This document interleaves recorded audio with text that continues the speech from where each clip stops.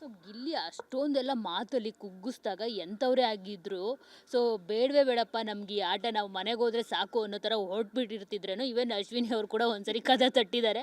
So ಆದರೂ ಕೂಡ ಇಡೀ ಮನೆ ಒಂದು ಕಡೆ ಅಶ್ವಿನಿನೇ ಒಂದು ಕಡೆ. ಸೊ ಈ ಥರದ್ದೊಂದು ಸ್ಟ್ರಾಂಗ್ ಮೈಂಡ್ ಇದೆಯಲ್ಲ ಅದು ಎಲ್ಲರಿಗೂ ಸಾಧ್ಯ ಇಲ್ವೇ ಇಲ್ಲ. ನಾವೇ ನಮ್ಮನ್ನೇ ಅಲ್ಲಿ ಊಹೆ ಮಾಡ್ಕೊಂಡು ನೋಡಿದಾಗ ತುಂಬ ಕಷ್ಟ ಆಗುತ್ತೆ ಈ ಥರ ಆದರೆ ಅಂತ ಅನ್ನಿಸ್ಬಿಡುತ್ತೆ. ಸೊ ಅವರು ಟಾಸ್ಕ್ ಅಷ್ಟೆಲ್ಲ ಅಂದರೆ ಈಗ ಅವ್ರಿಗೆ 40 ಅಬೋವ್ ಆಗಿದೆ. ಆದರೆ ಈಗ ನೀವು ನೋಡ್ತಿರೋದು ಟಾಸ್ಕ್ ಕ್ವೀನ್ ಅಂತ ರಾಶಿಖಾನ್ ಹೇಳ್ತಾ ಇದ್ರು ಇಷ್ಟು ದಿನ. ಆದರೆ ಅವ್ರನ್ನೇ ಅವರು ಸೋಲಿಸಿ ಮುಂದಕ್ಕೆ ಲೀಡ್ ಮಾಡಿದ್ರು ಟಾಪ್ 6 ಕಂಟೆಸ್ಟೆಂಟ್ ಗೇಮ್ಸ್ಗಳಲ್ಲಿ.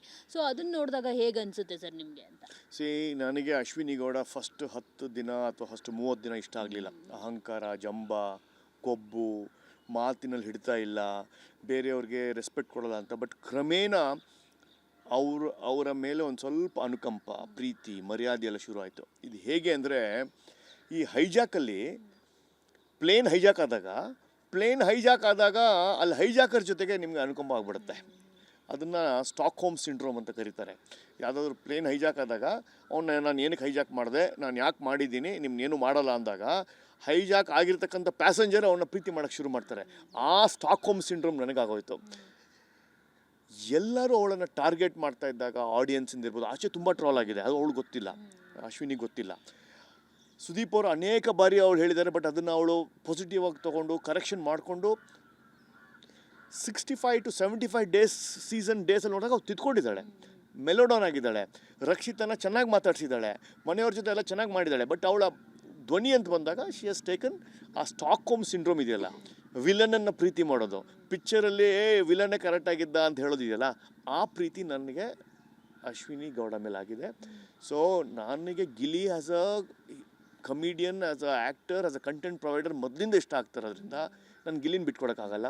ಬಟ್ ಅಶ್ವಿನಿ ಅವರ ಒಂದು ಸ್ಟ್ರಾಂಗ್ ಮೈಂಡ್, ಒಂದು ಪ್ರೆಸೆನ್ಸ್ ಆಫ್ ಮೈಂಡ್, ಆಮೇಲೆ ಇಷ್ಟು ದಿನ ಅಲ್ಲಿ ಛಲವಾದಿ ಥರ ನಿಂತ್ಕೊಂಡೆ, she is been the fighting spirit ಇದೆಯಲ್ಲ, ಅದಕ್ಕೋಸ್ಕರ ನನಗೆ ಅಶ್ವಿನಿ ಗೌಡ ಮೇಲೆ ಒಂಥರ ಲವ್, ಒಂಥರ ಅಭಿಮಾನ, ಒಂಥರದ್ದು ಛಲಗಾರ್ತಿ, ಶಿ ಈಸ್ ಅ ಫೈಟರ್ ಅಂತ ನನಗೆ ಗೊತ್ತಾಗಿ I could see her thing. So I have created another love towards Har. But ಗೆಲ್ಲೋದು ಗಿಲ್ಲಿನೇ. ನಿಮ್ಮ ಪ್ರಿಡಿಕ್ಷನ್ ಆಗಿದ್ರೆ ಕರೆಕ್ಟ್ ಇಲ್ಲ ಅಂತ. ಯಾಕಂದರೆ ನಾನು ಫಸ್ಟು ನಿಮ್ಮನ್ನು ಬಿಗ್ ಬಾಸ್ ಸ್ಟಾರ್ಟ್ ಆಗ್ತಿರ್ಬೇಕಿದ್ರೆ ಮಾತಾಡ್ಸಿದ್ದೆ. ಅವಾಗ ನೀವು ಹೇಳಿದ್ರಿ ಒಂದು ಮಾತು, ಅಶ್ವಿನಿಗೆ ಜಾಸ್ತಿ ದಿನ ಅಲ್ಲಿ ಭವಿಷ್ಯ ಇಲ್ಲ ಅಂತ ಹೇಳ್ಬಿಟ್ಟು.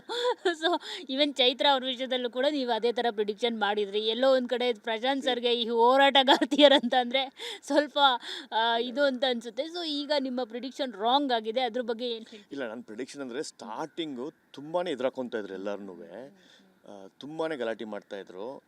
ಆಮೇಲೆ ತುಂಬ ಗಲಾಟೆ ಮಾಡೋರನ್ನ ಕಳಿಸೋದಲ್ಲ, ನಿಮಗೆ ಮನೇಲಿ ಬೇಜಾರು, ಅಲ್ಲಿ ಜನ ಇಷ್ಟಪಡೋದಿಲ್ಲ. ಆಮೇಲೆ ಅಲ್ಲಿ ಗುಂಪುಗಾರಿಕೆ ಆಗುತ್ತೆ ಬಿಗ್ ಬಾಸಲ್ಲೇ. ಸೊ ನೀವು ಒಬ್ಬರೇ ಆದಾಗ ನಿಮಗೆ ಸೈಕಾಲಜಿಕಲ್ ಕುಗ್ಬಿಡ್ತೀರಾ. ಸೊ ಪರ್ಫಾರ್ಮೆನ್ಸ್ ಕಮ್ಮಿ ಆಗುತ್ತೆ, ಆಚೆ ಬಂದುಬಿಡ್ತೀರಾ. That's how it happens. ನಾನೇ ಅಂದ್ಕೊಂಡಿದ್ದೆ ಅಶ್ವಿನಿ ಅವರು ಈ ಗಲಾಟೆಯನ್ನು ತುಂಬ ಗಾಡಿಯಲ್ಲಿ ಒಂಥರ ಫುಲ್ ಸ್ಪೀಡ್ ಹೋಗ್ಬಿಡೋದು, ಪೆಟ್ರೋಲ್ ಮುಗಿದೋಗುತ್ತೆ ಅಂದ್ಕೊಂಡೆ. ಬಟ್ ಅವ್ರು ಕನ್ಸಿಸ್ಟೆಂಟಾಗಿ ಆಡಿದ್ದಾರೆ, ಅವರು ಗೇಮ್ ಚೇಂಜ್ ಮಾಡ್ಕೊಂಡಿದ್ದಾರೆ. ನಮ್ಮ ಅಭಿಪ್ರಾಯ ನಾವು ಚೇಂಜ್ ಮಾಡ್ಕೊಂಡಿದ್ದೀವಿ. ಅವ್ರು ಹೇಗೆ ಗೇಮ್ ಚೇಂಜ್ ಮಾಡ್ಕೊಂಡ್ರೋ ಅದೇ ರೀತಿ ನಮ್ಮ ಅಭಿಪ್ರಾಯನೂ ನಾವು ಚೇಂಜ್ ಮಾಡ್ಕೊಂಡಿದ್ದೀವಿ. ಸರ್ ಎಲ್ಲೋ ಒಂದು ಕಡೆ ಗಿಲ್ಲಿ ಲೈಕ್ ಈಗ ರಕ್ಷಿತಾನೇ ಹೇಳ್ತಾರೆ, ನಾವು ಪ್ರೀತಿಸೋರ್ಗಿಂತ ನಮ್ಮನ್ನು ಪ್ರೀತಿಸೋರ ಜೊತೆ ಇದ್ರೇ ಲೈಫ್ ಚೆನ್ನಾಗಿರುತ್ತೆ ಅಂತ ಹೇಳ್ಬಿಟ್ಟು. ಈಗ ಒಂದು ರೀತಿ ಟ್ರಯಾಂಗಲ್ ಆಗೋಗ್ಬಿಟ್ಟಿದೆ. ಗಿಲ್ಲಿ ಕಾವ್ಯ ಹಿಂದೆ, ರಕ್ಷಿತಾ ಗಿಲ್ಲಿ ಹಿಂದೆ ಅನ್ನೋ ಥರ. ಸೊ ನಿಮಗೆ ಯಾವುದು ಕರೆಕ್ಟ್ ಅಂತ ಅನ್ನಿಸ್ತು? ನನಗೆ ಕಾವ್ಯ ಗಿಲ್ಲಿನೇ ಕರೆಕ್ಟ್ ಅನಿಸುತ್ತೆ. C it's more meaningful. ನೀವು ಫಸ್ಟು 30 days 40 days ಒಂದು ಕೆಮಿಸ್ಟ್ರಿ, ಟಾಮ್ ಆ್ಯಂಡ್ ಜೆರಿ ಥರ ಫೈಟಿಂಗ್ ಆಡೋದು, ಜೊತೆಗಿರೋದು, ಅವಳು ಜೋರು ಮಾಡೋದು, ಅದೊಂಥರ ಡಿಫ್ರೆಂಟ್ ಆಗಿತ್ತು. ಇವನು ಒಂಥರ ಹಳ್ಳಿಯ ಹುಡುಗ, ಇವಳೊಂಥರ ಕ್ಲಾಸು. ಬಟ್ ಕಾವ್ಯ ಗೊತ್ತಿತ್ತು ಅವ್ನ ಪ್ರತಿಭೆ ಏನು ಅಂತ. So it was very nice to see Kavya treat Gilli and Gilli respect and ಅದೊಂಥರ ಸಾಫ್ಟ್ ಕಾರ್ನರ್ ಟುವರ್ಡ್ಸ್ ಕಾವ್ಯ. ಅದು ನೀವು ಮೊದಲಿಂದ ನೋಡ್ಕೊಂಡು ಬಂದಿದ್ರೆ ಆ ಜೋಡಿನೇ ಚೆನ್ನಾಗಿ ಅನಿಸುತ್ತೆ ನಿಮಗೆ. ಸೊ ಐ ಲೈಕ್ ದಟ್ ಜೋಡಿ. ಈ ಪ್ರತಿ ಸರಿ ಬಿಗ್ ಬಾಸಲ್ಲಿ ಯಾವುದಾದ್ರೂ ಒಂದು ಜೋಡಿ ತುಂಬ ಇಷ್ಟ ಆಗೋದು, ಲವ್ ಟ್ರ್ಯಾಕ್ ಒಂದು ನಡೀತಾ ಇರ್ತಿತ್ತು. ಸೊ ತುಂಬ ಇಷ್ಟ ಆಗ್ತಾಯಿದ್ರು. ಅವರು ಹೆಸರಲ್ಲಿ ಪೇಜ್ಗಳಾಗಿರ್ಬೋದು ತುಂಬ ದೊಡ್ಡ ಮಟ್ಟದಲ್ಲಿ ಆಗ್ತಾಯಿತ್ತು. ನಿಮ್ಮ ಸೀಸನಲ್ಲೇ ಆಗಿದೆ ಎಕ್ಸಾಂಪಲ್.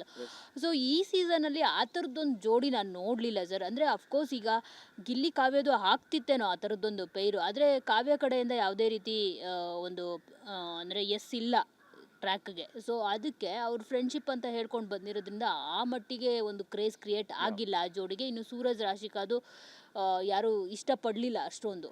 ಕೆಲವರಷ್ಟೇ ಇಷ್ಟಪಡಲು, ನಾನು ಎಲ್ಲೂ ಅಷ್ಟೊಂದೆಲ್ಲ ದೊಡ್ಡ ದೊಡ್ಡ ಪೇಜ್ಗಳಾಗಿರ್ಬೋದು ಅದನ್ನೆಲ್ಲೂ ನಾನು ನೋಡಲಿಲ್ಲ. ಸೊ ಯಾಕೆ ಈ ಸರಿ ಈ ಟ್ರ್ಯಾಕ್ಗಳು ವರ್ಕೌಟ್ ಆಗಲಿಲ್ಲ ಅಂತ? ಒಂದು ಲವ್ ಆ್ಯಂಗಲ್ ಇದ್ದೇ ಇರುತ್ತೆ. ದೀಪಿಕಾ ಶೈನ್ ಶೆಟ್ಟಿ ಆಗಿರ್ಬೋದು, ಚಂದನ್ ನಿವೇದಿತಾ ಆಗಿರ್ಬೋದು, ದಿವ್ಯಾ ಹುಡುಗ ಮತ್ತು ನಮ್ಮ ಅರವಿಂದ್ ಕೆ ಪಿ ಆಗಿರ್ಬೋದು, ಎಲ್ಲೋ ಒಂದು ಕಡೆ ಆ ಥರದ್ದೊಂದು ನಡೆಯುತ್ತೆ. Because of age group, same age, no commitment, ಹೊರ ಜಗತ್ತಿನಲ್ಲೂ ನಾನು ಸಿಂಗಲ್ಲು ಇವರು ಸಿಂಗಲ್, ಆ ಥರ ಇದ್ರೂ ನಡೆಯುತ್ತೆ. ಇಲ್ಲಿ ಕಾವ್ಯ ಶಿ ಸ್ಟಾರ್ಟೆಡ್ ತನ್ನ ಐಡೆಂಟಿಟಿಯನ್ನು ಪ್ರೊಟೆಕ್ಟ್ ಮಾಡ್ಕೊಳಕ್ಕೆ ಗಿಲ್ಲಿಗೆ ಹೋಗಿ ರಾಖಿ ಕಟ್ಟಿದ್ದು ಉದಾಹರಣೆ ಇದೆ, ಅಕ್ಕ ತಂಗಿಯ ಭಾವನೆ ಕೊಟ್ಟಿದ್ದು ಇದೆ. ಆದರೆ ಗಿಲ್ಲಿ ಒಂದೇ ಟೋನು, ನೀನು ಚೆನ್ನಾಗಿದ್ಯಾ ನೀನು. ಸೊ ಹಿ ವಾಸ್ ಆಲ್ವೇಸ್ ಒಂಥರ ಕಾಳಾಗ್ತಾನೇ ಇದ್ದ. So but she didn't come into that. ಒಂದು ನರೇಟಿವ್ ಸೆಟ್ ಮಾಡಬೇಕು ಗೇಮಲ್ಲಿ.